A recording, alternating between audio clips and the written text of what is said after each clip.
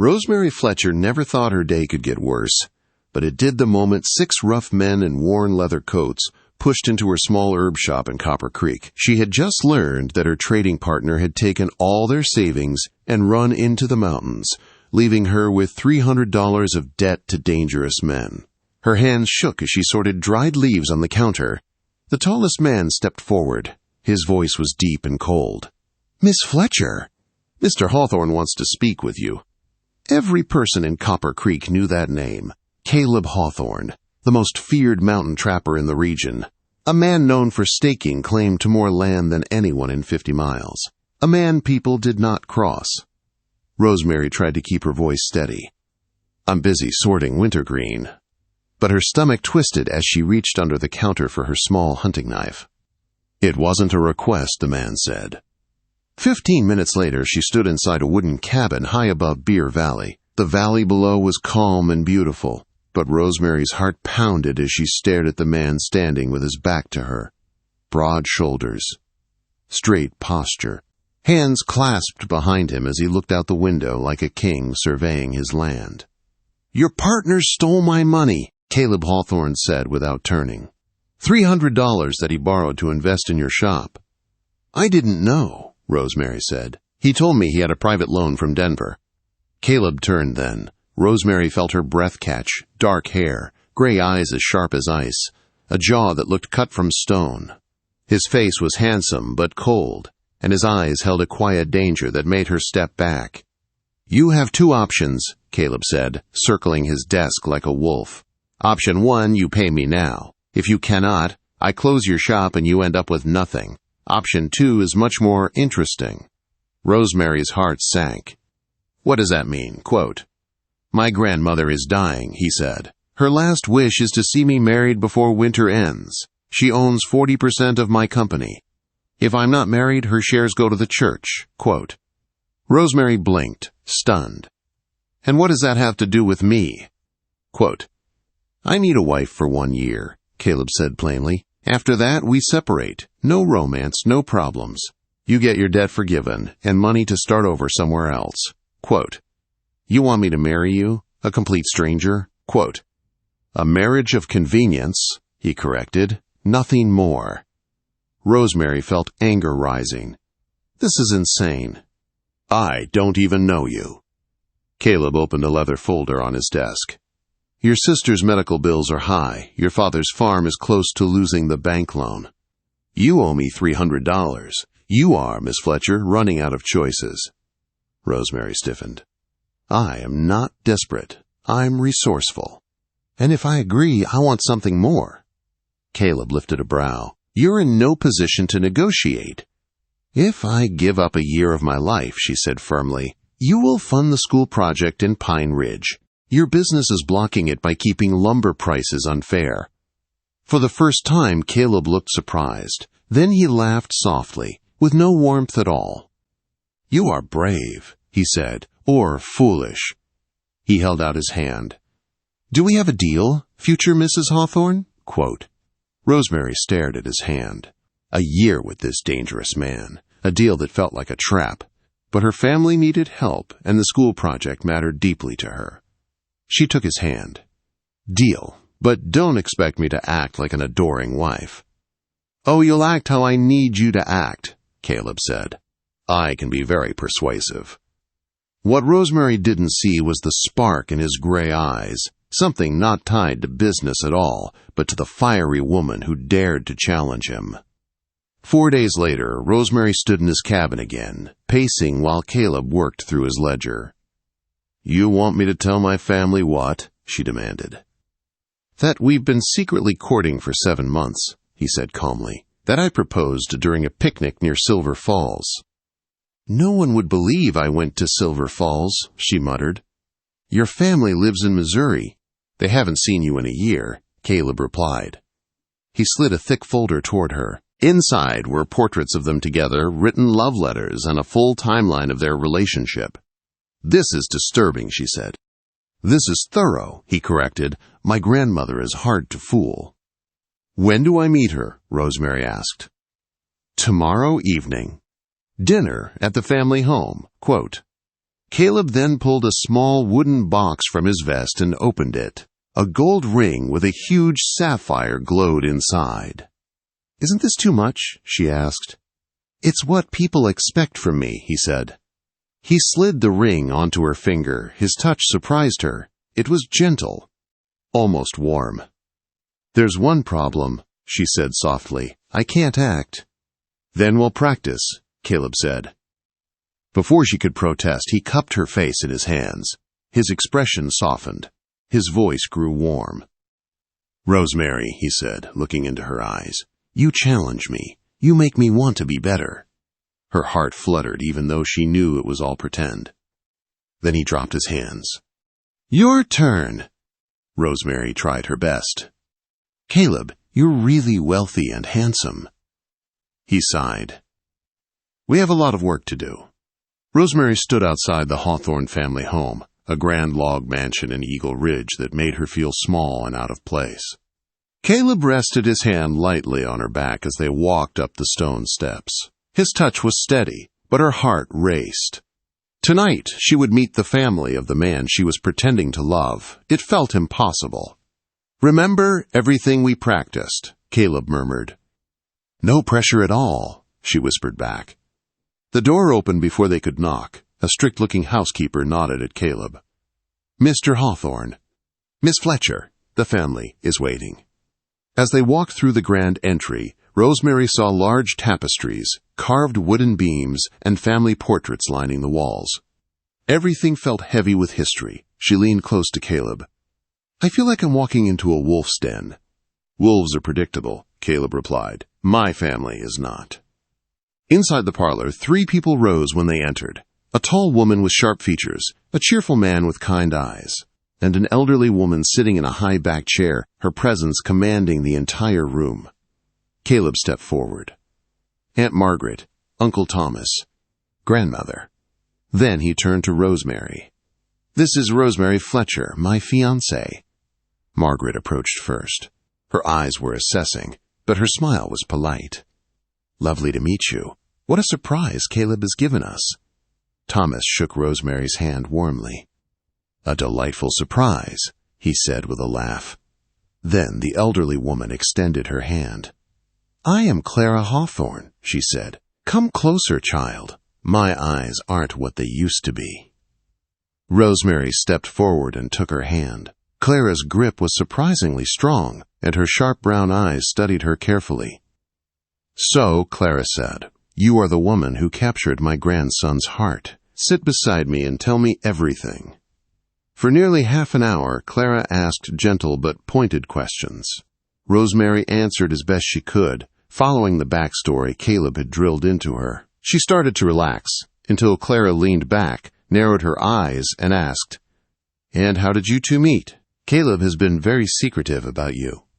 Rosemary felt panic rise. She glanced at Caleb. His face was calm, but his eyes warned her to stick with the story. She opened her mouth, but Clara lifted a hand. "Please, dear, I wasn't born yesterday. That dance story has Caleb's handwriting all over it. Too perfect, too tidy. I want the real story, the messy one." Rosemary froze. Caleb started to speak, but Clara shot him a look that shut him up instantly. "From her," Clara said. Rosemary swallowed. Something inside her suddenly shifted. She no longer wanted to be trapped in Caleb's script. She wanted to tell something closer to the truth, even if it was dangerous. "You're right, Mrs. Hawthorne," she said quietly. "The truth is not glamorous at all." Caleb's eyes widened in horror as she continued. "I first met Caleb when he tried to buy the building where my herb shop is. He wanted to tear it down for a warehouse." Clara's eyebrows shot up. "Is that so?" Quote, "I refused to sell," Rosemary said, warming to her story. "And I organized the other shop owners to fight him." Margaret gasped. Thomas looked delighted. Caleb looked like he might explode. "He came to my shop furious," Rosemary said. "I may have called him a heartless mountain tyrant."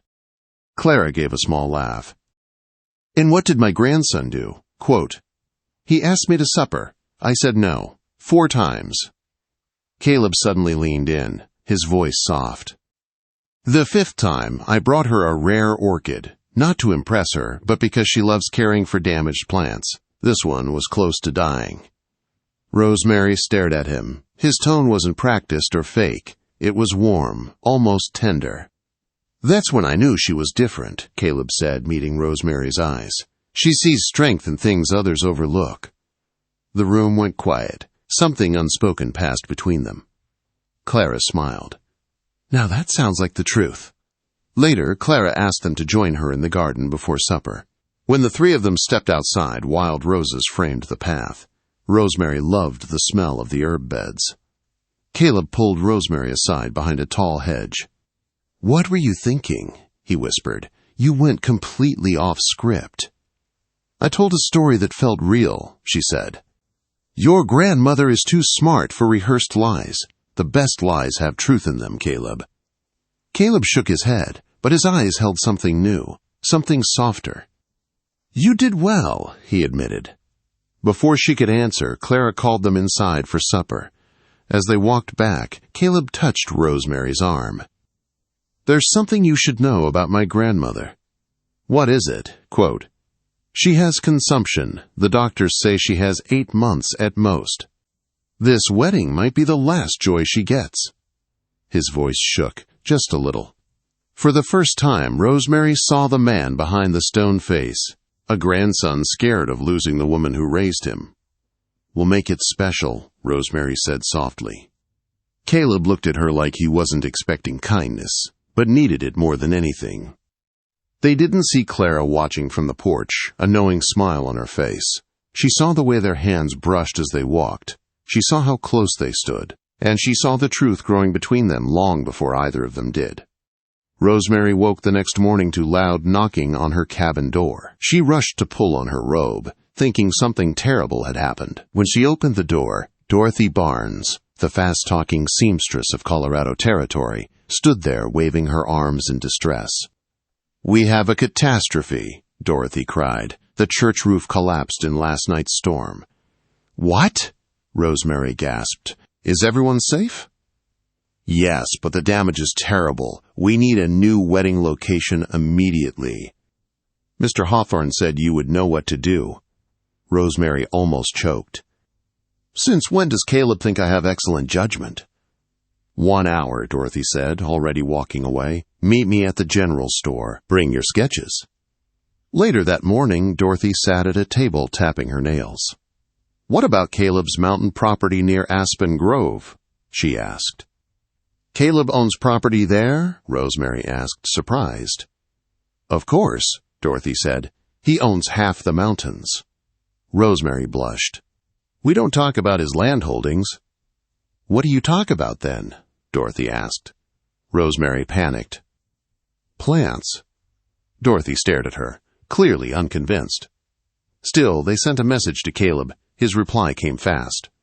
"I haven't been there in years. It was my parents' anniversary retreat. It may be suitable." When they arrived at the Aspen Grove cabin 3 hours later, Rosemary fell silent. The place had been beautiful once, but was now worn and overgrown. Still, the land around it, the meadow, the creek, the shimmering aspens, looked like something out of a dream. "It needs work," Rosemary said. "It's perfect," said a familiar voice. Clara Hawthorne's wagon rolled up the path. She slowly stepped down, leaning on her walking stick. "My son built this cabin for his bride," Clara said. "He believed every great love story deserves its own paradise." Rosemary felt guilt twist in her chest. Their wedding was based on lies, yet Clara believed in it with her whole heart. Before she could speak, another rider arrived, Caleb, wearing work clothes instead of his usual perfect vest. He looked surprised to see his grandmother. "Clearly," Clara said, "or you would have worn one of those suits you hide behind." Caleb actually laughed. A real laugh. It changed his whole face, softened it. He turned to Rosemary. "What do you think?" Quote, "It's beautiful," she said honestly, "but we need a miracle to fix it in time." "Then we'd better start," Caleb said. He looked at the cabin with new eyes. "My father would have liked you." Their eyes met, and something warm flickered between them. Clara watched from behind, smiling to herself. Over the next week, the cabin changed fast. Workers cleared the grounds. Rosemary designed the gardens, guiding planters and sketching out paths. She worked from sunrise to sunset, dirt on her hands and sweat on her brow. Caleb visited often. At first, he claimed he was checking progress, but Rosemary knew the truth. He enjoyed watching her work. He noticed everything she did, how she tucked a pencil behind her ear, how she talked to plants, how she smiled when she solved a problem. One evening, Rosemary sat beside the creek sketching altar ideas. Caleb joined her quietly. "You've done wonders here," he said. "My father would be proud." "Thank you," she said softly. He hesitated. "I noticed you haven't cashed the money I sent you for the school project." "I wanted to make sure you'd follow through," she admitted. "You don't have a good record of keeping promises to people like me." A shadow crossed his face. "My father was a trapper before he met my mother," he said. "I built Hawthorne Trading bigger and bigger, but I lost the reason he started it." "Which was?" Rosemary asked. "For family," he said quietly. "For love." Rosemary touched his hand. Caleb didn't pull away. Up at the cabin, Clara watched them from the porch, her eyes sharp and satisfied. Something real was growing there. 2 weeks later, the meadow was filled with guests for the rehearsal dinner. Rosemary stood on the upper gallery in a simple copper dress. She touched the silver earrings Margaret had given her earlier that day. The compliment had surprised her, and so had Margaret's words. "My nephew smiles more now," Margaret had said. "He looks at you the way his father looked at his mother." Rosemary's heart had fluttered at that. When she finally walked down the stairs, Caleb broke away from his group to meet her. "You're late," he murmured, but there was no frustration in his voice. "Your aunt gave me these earrings," she said. "They sue you," he said softly, offering his arm. During the toasts, everything went smoothly until a tall woman in burgundy stood. Caleb stiffened. "Catherine," he muttered. Catherine's smile was sharp. "I'm amazed Caleb could commit to anyone," she said loudly. "What makes this herb woman so special?" The room fell silent. Before Caleb could respond, Rosemary stood. Her voice was steady. "Nothing makes me special," she said, "except that I stood up to him when no one else dared." She met Caleb's eyes. "And I saw the man behind the walls he built." The guests erupted into applause. Catherine sat down, defeated. Caleb looked at Rosemary as if seeing her for the first time. Later that night, the two of them stood alone in the garden. Lantern light glowed around them. "Did you mean what you said?" Caleb asked softly. Before she could answer, Dorothy burst in, yelling about a crisis with the seating chart. The moment broke. Caleb stepped back, but as they walked toward the cabin, he said quietly, "You never answered my question. Did you mean it?" Quote, Rosemary took a breath. "Yes," she whispered, "every word." Clara watched from her window and smiled. It was time. The next morning, everything changed again. Clara gave Rosemary her daughter's wedding dress. It fit perfectly. When Rosemary saw herself in the mirror, Clara said, "You look like a bride in love." Rosemary didn't know what to say. Her heart was already confused. Caleb knocked at the door, saying he needed to talk urgently. Clara gave them 6 minutes. With Rosemary behind a screen, Caleb told her the news. "My grandmother transferred her shares to me today," he said. "The wedding isn't required anymore." Rosemary froze. "Oh, I see. So we don't need to go through with it," he said. Her heart cracked, even though she had no right to feel hurt. "I guess the deal is complete," she said. "You got what you wanted." Caleb stepped closer. "What if that's not all I want?" Rosemary turned toward him. "And what if I told you this was never just business anymore?" He took her hands gently. "What if I told you I've fallen for you?" Before she could answer, Dorothy knocked again. They had to go. As Caleb reached the door, Rosemary whispered, "For what it's worth, I'm not a good actor either." Caleb smiled for real. "Then I'll see you at the altar, Mrs. Hawthorne." Hours later, Walking down the aisle with Thomas at her side, Rosemary knew the truth in her heart. She wanted a life with Caleb. During the ceremony, Caleb set aside their scripted vows and spoke from the heart. His words were raw, honest, and full of emotion. Rosemary cried and confessed her own truth. When they kissed, it felt like a beginning. But their story wasn't over. Their honeymoon led them to Wyoming, where Rosemary discovered Caleb's childhood memories and the man he used to be. On quiet ranch land, Caleb showed her a property he had bought years ago. "I want to build a real life with you," he said. "A home that's ours." But before they could dream further, a rider arrived with urgent news. A Hawthorne construction site had collapsed. Caleb and Rosemary rushed back to Colorado. Workers were injured. The community was angry. Caleb discovered his manager had cut corners for years. Caleb was ready to resign, but Rosemary stood firm. "Fix it," she said. "Fight for the future you want." Together they faced the community meeting. Caleb promised change. Rosemary stood by his side as he rebuilt trust. Months passed. Their work healed the company and their marriage grew strong. Rosemary Commons opened as the first project under their new vision. Clara watched them with pride. "I knew this forced marriage would become something real," she whispered. And she had been right. Rosemary Fletcher had once been pushed into marrying the most dangerous mountain man in Colorado, but that man became her partner, her friend, and the love of her life.